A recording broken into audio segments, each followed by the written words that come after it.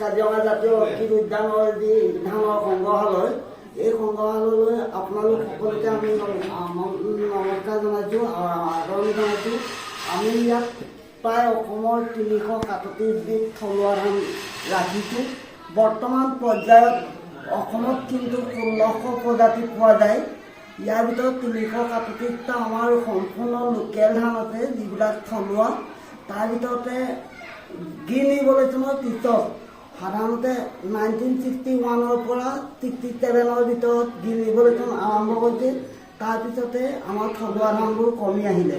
ফলশ্ৰুতিত আমি থলুৱা যিবিলাক ধান, সেই থলুৱা ধানবোৰ কম উৎপাদন হয়, আৰু উৎপাদন কম হোৱাৰ কাৰণে, প্ৰডাকশ্যন কম হোৱাৰ কাৰণে আমাৰ মানুহবিলাকে থলুৱা ধানটো কম কৰিবলৈ ল'লে।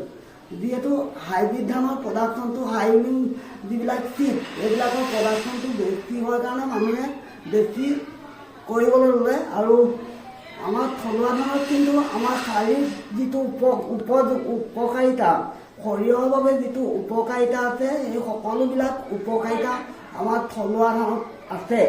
আহকচোন আমি এবাৰ উপভোগ কৰোঁ।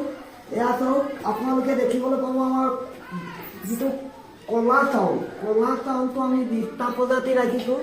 আপোনালোকে জানি ভাল পাব যে ক'লা চাউলসমূহত এণ্টি অক্সিডেণ্ট বেছি থাকে, তো এণ্টি কেঞ্চাৰৰ বাবে এইটো ভাল হয়।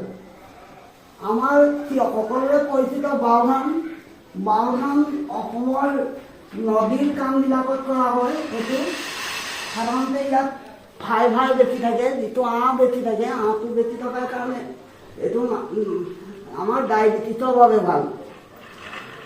অসমৰ অতি পুৰণি আগৰ পৰাই চলি আহিছে। ইয়াত আমি 18বিধ জহা ধান ৰাখিছোঁ। এই 18বিধ জহা ধানৰ ভিতৰত আটাইতকৈ সৰু জহাটো হৈছে তুলসী জহা। এইটো তুলসী জহাটো, তুলসী গুটিটো সমান ইয়াৰ চিটটো হয়, চাউলটো, তো সেইকাৰণে তুলসী জহা বুলি কোৱা হয়। তাৰপৰা আমাৰ যিটো আটাইতকৈ বেছি গোন্ধ থকা জহা, এইটো কোনকুনি জহা। এইটো কোনকুনি জহাটো গোন্ধটো বেছি। ইয়াৰ পিছতে আপোনালোকে জানি ভাল পাব আমাৰ বৰা চাউলসমূহ। বৰা চাউলসমূহ প্ৰায় 40টা প্ৰজাতিৰ বৰা চাউল আমাৰ অসমত পোৱা যায়। জেনেৰেলি বৰা চাউলৰ ভিতৰত থোপা বৰা যিটো, এই থোপা বৰাটো আপোনাৰ থোপাটো থোকা থোককৈ লাগে, ব্ৰাঞ্চেছ ৰাইজ হয়, এইটো থোপা বৰা বুলি কোৱা হয়। ইয়াৰ আঠাটো বেছি। বৰ্তমান অসমত প্ৰায় 40টা প্ৰজাতিৰ বৰা চাউল পোৱা যায়।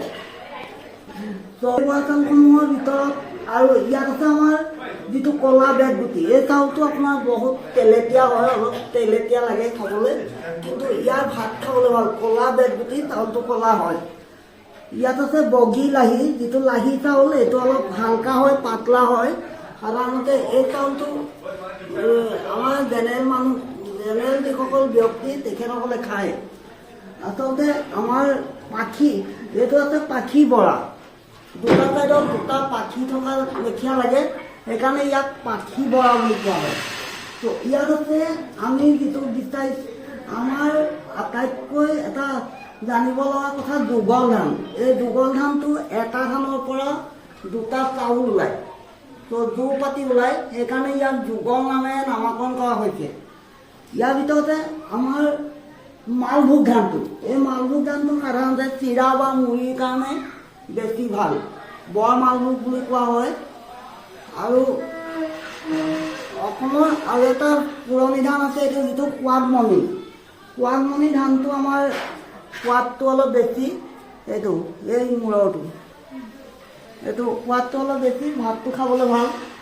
আমি কোমল চাউল খোৱা যিটো ধান, কোমল চাউল বোকা চকোৱা বুলি কোৱা হয়। এইটো সাধাৰণতে আমাৰ বোকা ধান বুলি কোৱা হয়। এইটো বোকা চকোৱা, এইটো চকোৱা ধান আচলতে। এইটো কোমল চাউলৰ বাবে ব্যৱহাৰ কৰে। তো জোনধানসমূহ আছে, জোনধানসমূহ সাধাৰণতে প্ৰায় ষ্টেপ বাই ষ্টেপ জোনধান কৰা হয়, যিটো পাহাৰীয়া জনজাতীয় জনগোষ্ঠীসকলে, যিসকল লোক, তেখেতসকলে ষ্টেপ বাই ষ্টেপ মাটিটো কাটি পেলাই তাৰপৰা জংঘল জ্বলাই খেতিটো কৰে। এইটো ট্ৰাইবেলসকলে কৰে, যিবিলাক কাৰ্বিসকলে কৰে। আৰু মিচিং বাও বুলি এটা আছে, যিসকল মিচিঙে কৰে। মিচিং বাওটো মিচিংসকলে কৰে সাধাৰণতে। এইটো নদীৰ কাণত কৰা হয়। এইখিনি আমাৰ থলুৱা ধান। ইয়াৰ ভিতৰতে আপোনাৰ আছে আমাৰ আহোমশালী বুলি এটা চাওক, মই চাব নোৱাৰিছোঁ অলপ ওপৰত আছে, এই ওপৰত আছে, ওপৰত আছে আহোমশালী যিটো ধান। এই আহোমশালী ধানটো আপোনাৰ 1228 খ্ৰীষ্টাব্দত যেতিয়া স্বৰ্গদেউ তুলিপা যেতিয়া অসমত খেতি কৰিবলৈ মন মেলি আহিছিলে, তেওঁ আছিল চীন দেশৰ পৰা আহিছে, তেখেতে আচলতে আমাৰ অসমলৈ লৈ আহিছিলে খেতি কৰিবৰ বাবে। তো 1228 খ্ৰীষ্টাব্দত স্বৰ্গদেউ তুলিপাই আমাৰ এই ধানটো আচলতে আহোমশালী নামেৰে নামাকৰণ কৰা হ'ল। বৰ্তমান পৰ্যন্ত এই ধানটো এতিয়াও আমাৰ অসমত প্ৰচলিত হৈ আছে।